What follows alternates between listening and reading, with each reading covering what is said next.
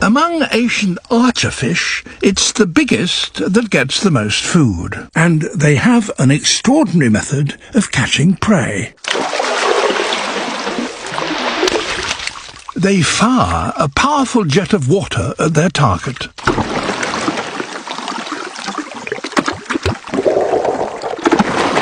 The best shooters will grow quickest. With food scarce, there's a race among small fish to master the water jet technique.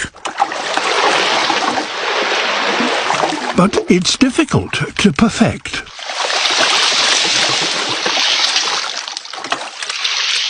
A fish must adjust its jet based on the prey's size and distance, and then compensate for the way light bends as it passes through the water surface. Getting it right can take hundreds